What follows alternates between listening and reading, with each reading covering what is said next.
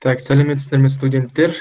Бүгін бізде кезекті сабақ пән ұңғыманы бұрғылау тақырыбы. Бүгінгі сабақтың ұңғыманы жуу және жуу сұйықтықтарының параметрлері дейді. Жұмыстың жүргізілу барысы, ол бірінші ұңғыманы жуу маңызымен танысамыз. Екінші ұңғыманы жуу түрлері, яғни тура жуу және кері жуумен. Одан кейін үшінші жұмыстың барысында ол жуу сұйықтығының параметрлерін анықтауға арналған аспаптар дейді. Келесі слайдта ұңғыманы жуу маңызы дейді. Сендер білесіңдер, ұңғыманы бұрғылау процесінде қарапайым жаңағы жуу сұйықтығынан қарапайым судан бастап, мысалға әртүрлі полимерлі, эмульсиялы ерітінділер және де балшық ерітінділері қолдану мүмкін. Сол аталған жуу сұйықтықтарының негізгі маңызы, олар келесідей үш негізгі маңызы бар. Бірінші, ол жыныс талқандаушы аспапты суыту ұңғыманы бұрғылау кезінде, яғни қызып кетуінің алдын алу. Екінші, ол ұңғыма қабырғасын бекіту, яғни ұңғыманы бұрғылау барысында тұрақсыз тау жыныстары кездескен жағдайда сол ұңғыманың сол интервалын жаңағы сылап, ұңғыма қабырғасын бекітіп отыру. Және де үшінші, ол талқандалған тау жынысын шығару. Яғни ұңғыманы бұрғылау барысында жыныс талқандаушы аспап ұңғыманың түбін талқандайды, бізде не пайда болады? Шлам пайда болады, немесе тау жынысы талқандалған.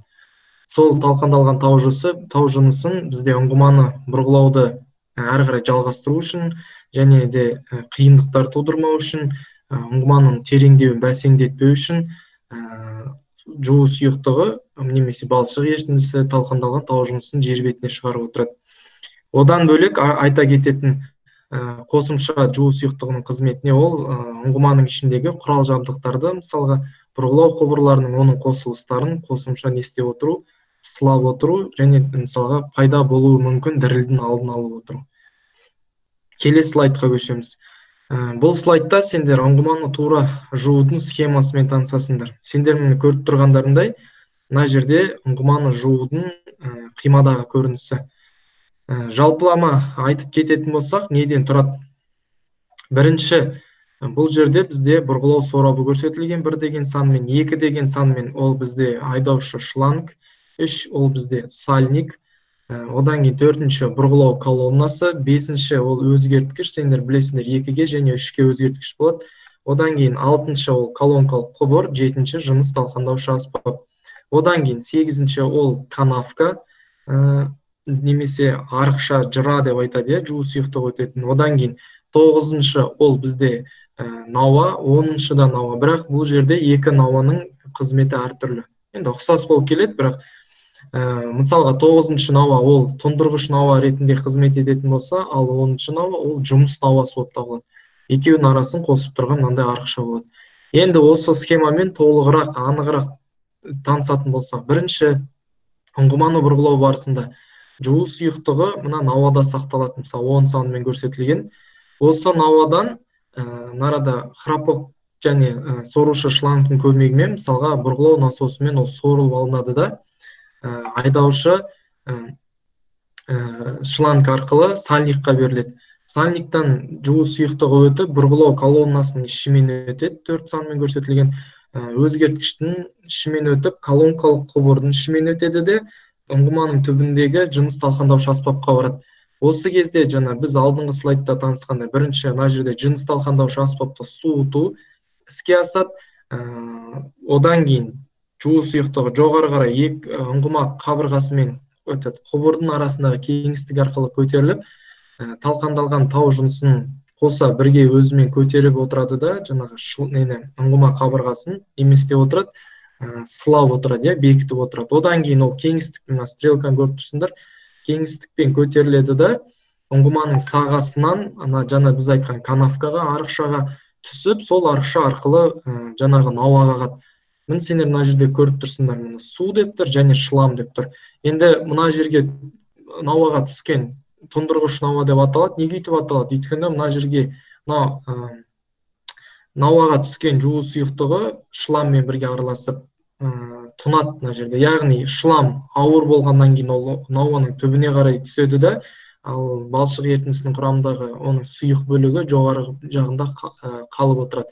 Одан кейін мына науа тұндырғыш науа толғаннан кейін мына 8 канавкасы арқылы арықшасы арқылы ол не істейді?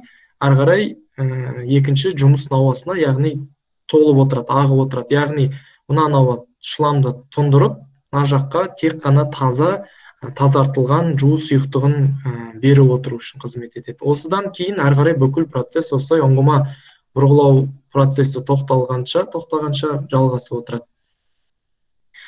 Келесі слайдта сендер бұл тақырыпты бұл аспаптармен танысып бастағансыңдар. Бұл жуу сұйықтығының параметрлерін анықтауға арналған аспаптар дейді. Сендер білесіңдер, мысалға кез келген жуу сұйықтығының балшық ерітіндісінің өзінің параметрлері болады, және де сол параметрлерді немесе қасиеттер деп айтуға болады. Ұңғыманы бұрғылау барысында әрдайым қадағалап, керек болған жағдайда оны түзетіп отыру керек. Яғни келесіде негізгі параметрлер бар. Ол айта кететін болсақ, бірінші ол тығыздық, жуу сұйықтығының тығыздығы, жуу сұйықтығының тұтқырлығы, жуу сұйықтығының құрамындағы немесе балшық ерітіндісінің құрамындағы құм мөлшері тұндырғыш деген аспаппен анықталады. Одан кейін балшық ерітіндісінің су бергіштік қасиеті және де балшық ерітіндісінің тәуліктік тұнбасы және тұрақтылығы деген негізгі қасиеттері бар, немесе параметрлері. Бірінші ареометр деген аспап, жаңа айтып кеткендей, бұл балшық ерітіндісінің тығыздығын анықтауға арналған. Құрылысы өте қарапайым болып келеді. Өлшем бірлігі грамм бөлінген сантиметр куб немесе килограмм бөлінген метр куб. Ол неден тұрады? Мынандай неден, қалай айтсам болады, сауыттан, және де астында грузигі бар, стаканы бар, және қалқымасымен негізгі өлшеуіш шкаласы бар, негізгі өлшеуіш аспаптан тұрады. Екінші аспап ол вискозиметр аспабы, өлшем бірлігі тұтқырлықтың 0 секунд болып табылады. Неден тұрады? Мынандай стаканнан тұрады. Сыйымдылығы 700 сантиметр куб. Бұл стакан 2 бөліктен тұрады. Жоғарғы бөлігі 500 сантиметр куб, төменгі бөлігі 200 сантиметр куб. Екінші ол бізде мынандай воронка. Төменгі бөлігінде 2-3 миллиметрлік саңылау бар, мынандай түтікше болады. Конус тәріздес воронка. Одан кейін оның үстіңгі бөлігінде сүзгілеуші мынандай сүзгісі болады.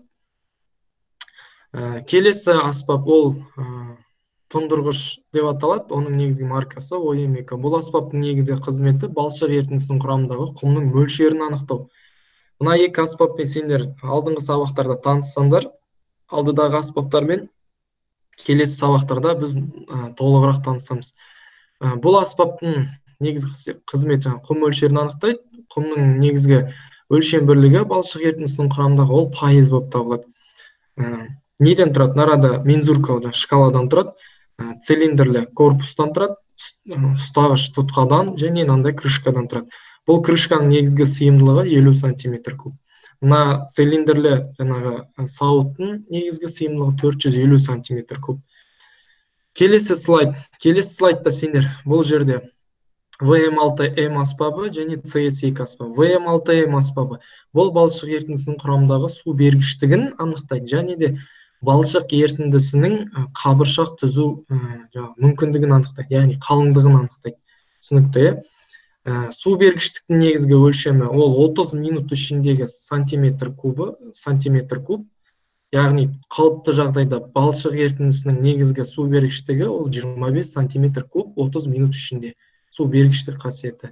Ал балшық ерітіндісінің көмегімен қабыршақ түзу қасиеті ол 4 миллиметрден кем болмау керек. Ол қалыпты және тұрақты жағдайларда. Және де келесі аспап ол CS2 аспабы. Бұл аспап тұрақтылықты анықтайды, және де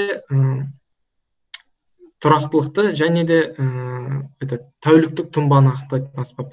Тәуліктік тұнбаны өлшем бірлігі ол грамм бөлінген сантиметр куб. Негізгі құрылысы цилиндрлі сауыттан, ұстағыш тұтқадан және нарада түтікше болады. Енді бұл аспаптардың барлығын жұмыс істеу принципімен біз келесі сабақтарда әлі танысамыз. Назарларыңа рахмет.